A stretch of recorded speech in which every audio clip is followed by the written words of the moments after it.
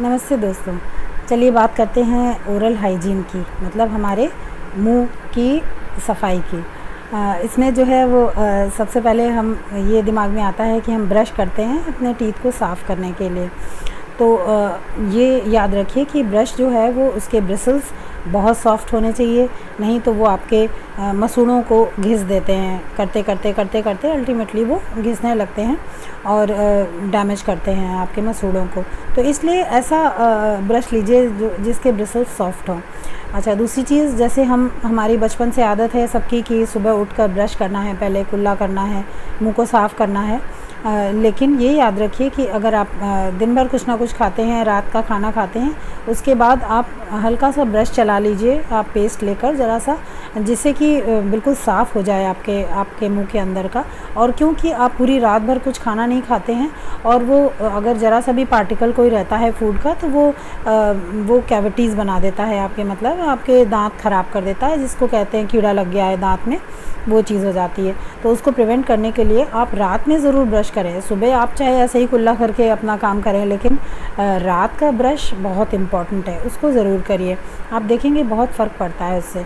क्योंकि मैं कहूँगी, जैसे मैं कहती हूँ कि गट में जो आप डालते हो, जो भी आप मुंह से अंदर जाता है, उसके अनुसार ही आपके बीमारी होती है या कोई भी डिज़ीज़ होती है। तो मुंह से भी बहुत सारे बैक्टीरिया उसमें अगर रहते हैं तो वो भी डैमेज करते हैं आपकी बॉडी को अंदर जाकर, और इस तरह से आपको नुकसान पहुंचा सकते हैं। तो इसमें ये है कि आप रात को ब्रश ज़रूर करिए। और एक चीज़ होती है फ्लॉसिंग, जिसको कि कहते हैं ऑयल फ्लॉसिंग, या फिर एक चीज़ होती है जिससे कि एक स्पॉन्ज टाइप का वायर होता है पतला सा, जिससे फ्लॉसिंग कर सकते हैं दांतों के बीच में।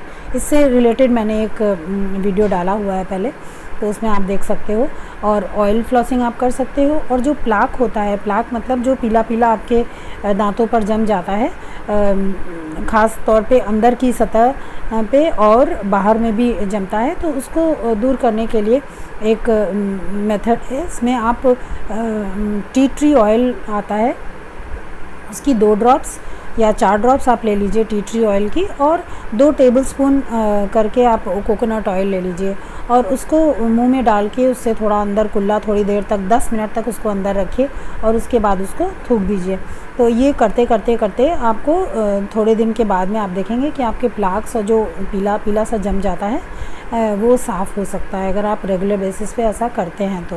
और इसके अलावा जो है वो हमारे मुंह के अंदर ज़बान भी होती है, जो अगर मीठा बोलती है तो अच्छी बात है, लेकिन अगर मीठा खाती है और मीठा पसंद करती है तो अच्छी बात नहीं है। लेकिन इसको भी साफ़ करना पड़ता है। इसके लिए टंग क्लीनर आता है, वो एक इस शेप का होता है, और उसको पकड़ कर दोनों हाथ से, और फिर उसके बाद में मैंने फ़ोटो डाल रखी है, उसमें आप देखिए, उसको लेकर और टंग को रोज़ सुबह साफ़ करते हैं तो उसमें जो कोटिंग होती है टंग में वो साफ़ हो जाती है। सुबह रात आप दोनों समय कर सकते हैं, और जिससे कि किसी भी तरह के बैक्टीरिया उसमें ना पनपें और आपको हानि ना पहुंचाएं। और टूथपेस्ट की जहाँ तक सवाल है, तो कोलगेट, हम तो बचपन से कोलगेट ही जानते हैं, उसका नाम ही जानते हैं। लेकिन कोलगेट के अलावा आप ये देखें, कोलगेट हर्बल भी आने लगा है, लेकिन उसमें हर्बल वाकई है कि नहीं, उसको पलट कर डिब्बे को पीछे पढ़िए कि उसमें हर्बल चीज़ें हैं कि केमिकल्स हैं। केमिकल्स अगेन मैं कहूँगी कि आपको नुकसान पहुँचाते हैं, आप उसका इस्तेमाल मत करिए। मैं जो जानती हूँ एक जिसमें हर्बल प्रोडक्ट्स ही हैं, वो है वीको टर्मरिक। वीको का पेस्ट जो आता है, टूथपेस्ट, वो बहुत अच्छा है और उसको आप यूज़ कर सकते हो। और बाकी जो हर्बल करके आते हैं उसको आप यूज़ करिए, लेकिन उसमें पीछे पढ़ लीजिए कि वाकई इसमें हर्बल चीज़ें हैं या ये केमिकल बेस्ड है।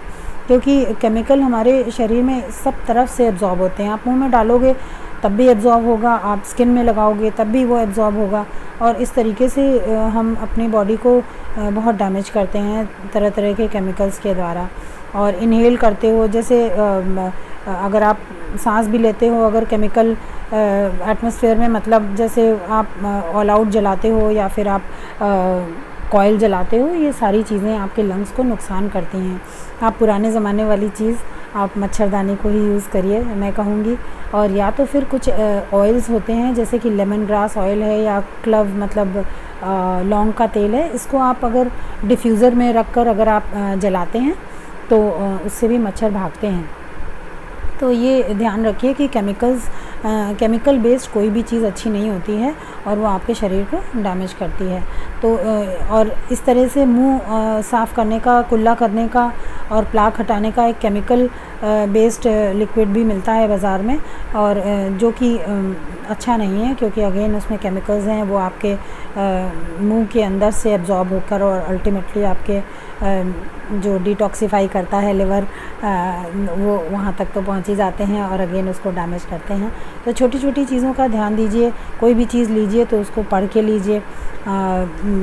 लेकिन अगर आप, एक चीज़ मैं ये कहना चाहूँगी कि अपने डॉक्टर पे थोड़ा सा फेथ रखिए, क्योंकि बहुत बार अभी मैं आपको बता रही हूँ कि एक केस है जो पेशेंट एक आया और उसको जो है डॉक्टर साहब ने दवा लिखी और उसमें एक बी कॉम्प्लेक्स थी और भी दवाएं थी जो उसको प्रॉब्लम थी उसकी।